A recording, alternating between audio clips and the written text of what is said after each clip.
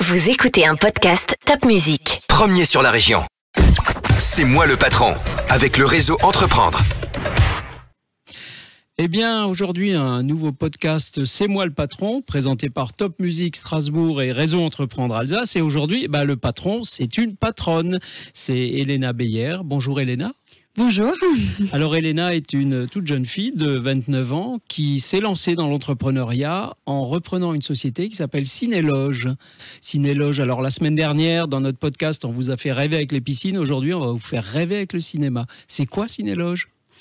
Eh bien, Cinéloge, c'est une société qui a été créée il y a 20 ans à Strasbourg, qui fêtera d'ailleurs sa 20e saison à partir du mois de septembre.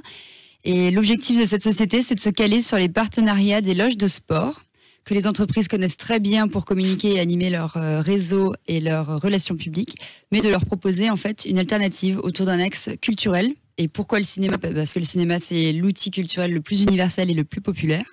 Donc en proposant un circuit de 4 à 7 soirées par an, que les entreprises vont pouvoir utiliser autour d'une formule, d'un cocktail dînatoire, de l'accompagnement en salle, de la présentation d'un film et de la projection d'un film en avant-première, avec la présence de l'équipe quand on peut, se caler sur la tournée de l'équipe nationale.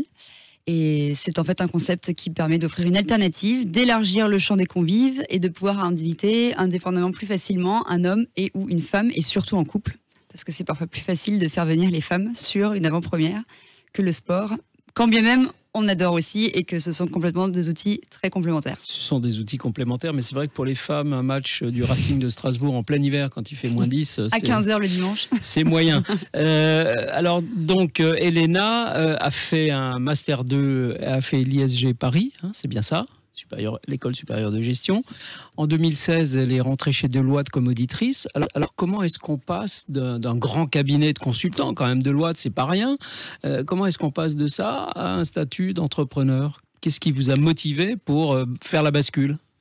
Eh bien, après 4 ans, en fait, on peut dire que c'est un peu une problématique qui a du sens aujourd'hui. C'était la question du sens. C'était de faire 12 heures de fichiers Excel par jour à analyser des variations d'état financier. Je commençais à me dire... Bon, je suis pas sûre que j'ai envie de faire ça pendant 30 ans. Donc, virage à 180 degrés. Pour autant, je savais pas du tout vers quoi me tourner. Mais je trouve que quand on décide de se lancer dans un projet entrepreneurial, il y a un petit peu 2 solutions. La première, c'est est-ce qu'on veut apprendre un métier ? Ou la deuxième option, est-ce qu'on veut s'ancrer dans un schéma avec la casquette gestionnaire financière ? C'est ce que je voulais pas. J'avais envie de m'inscrire dans un projet où j'apprends un métier et où je vais devoir être opérationnel. Je voulais plus de contact humain. Et dans cette société-là, en fait, je me fais accompagner par le cédant, Monsieur Delévy, qui est le fondateur de cette société aussi, par ailleurs. Il m'accompagne pendant 2 ans pour tout me transmettre, parce que forcément, le côté gestion, je peux l'avoir plus facilement. Par contre, l'aspect commercial, je ne l'ai pas non plus. Pas et encore. C'est quelque chose, pas encore. Et c'est surtout là-dessus que je travaille d'arrache-pied, quand bien même je peux déjà compter sur une clientèle qui regroupe à peu près une 60aine de clients, grands comptes ETI et PME, étalés sur les 12 villes d'occupation en France.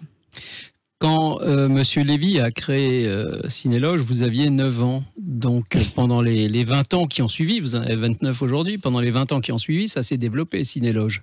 Oui. Comment vous envisagez de redonner un second souffle ou un troisième souffle à Cinéloge ? Comment est-ce qu'on va encore développer Cinéloge ? Vous êtes présent dans 12 villes, vous venez de le dire.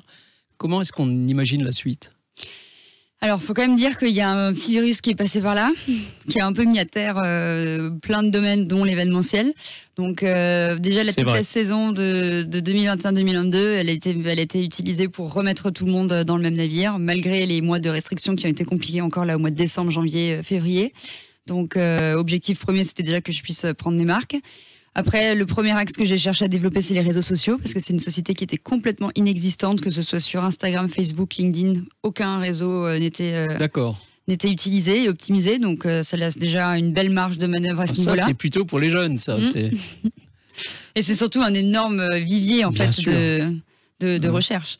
Et après, la deuxième, une fois que les 12 villes seront toutes bien consolidées, il s'agit de les développer et après d'ouvrir encore d'autres villes, parce que la France compte... un peu plus que 12 belles villes qui peuvent être exploitées, notamment sur l'ouest de la France, dans lequel nous ne sommes pas du tout présents encore. Justement, et l'international, pardon, aussi, parce que il y a aussi le Luxembourg, la Belgique, qui sont des pays francophones, et une partie de la Suisse aussi, alors pourquoi pas ? Bien sûr. Vous avez cité ce petit virus là qu'on appelle le Covid, qui nous a bien bloqués. Aujourd'hui, on a tous un plaisir immense à nous retrouver. On se voit sans masque, on retourne au cinéma. Moi, je retourne au cinéma. J'y étais plus allé pendant 2 ans quasiment. Donc, ça devrait booster assez naturellement les choses. Est-ce qu'aujourd'hui, les entreprises qui sont vos clientes, est-ce qu'aujourd'hui les entreprises sont en capacité financière d'acheter vos produits? Oui, ça dépend.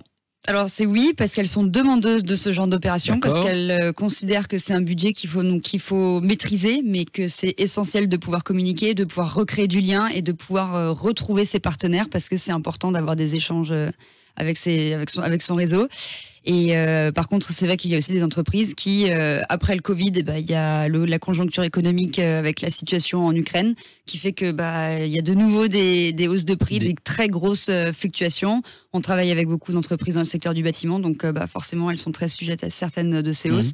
Mais pour autant, on sent que la demande est là et que la dynamique va se poursuivre. Il suffit de continuer en fait les efforts qui ont été lancés.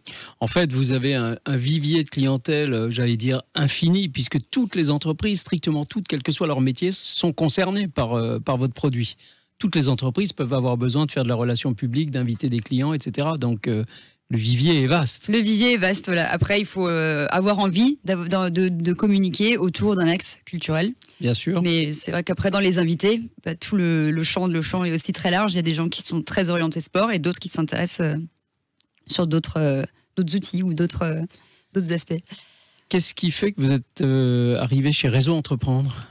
Alors, j'ai voulu intégrer Réseau surtout pour l'accompagnement. Je trouve que c'est absolument formidable que des gens donnent de leur temps bénévolement pour pouvoir accompagner des jeunes entrepreneurs qui veulent se lancer. Et beaucoup aussi pour l'aspect du réseau et la cohésion qu'il peut y avoir en rencontrant d'autres gens. Parce que quand on est jeune entrepreneur, malgré le fait qu'on soit accompagné, on se pose quand même beaucoup de questions. C'est quand même un gros changement quand on passe de la sécurité d'un CDI à celui de jeune entrepreneur avec les obligations financières. Un CDI chez Deloitte. Avec les obligations financières qui vont avec. Donc le fait de pouvoir s'entourer et d'échanger avec des gens qui sont confrontés aux mêmes joies, aux mêmes colères et aux mêmes craintes quotidiennes, ça permet juste de se dire, bon allez les gars, on est tous dans le même panier, ça va être dur, mais on se retrousse les manches et on va y arriver, quoi. Eh bien, on se retrousse tous les manches. Entrepreneurs qui nous regardez, contactez donc Cinéloge. C'est un super produit qui peut faire plaisir à beaucoup de vos clients. Elena est là pour vous accueillir. Merci beaucoup, Elena. Merci beaucoup.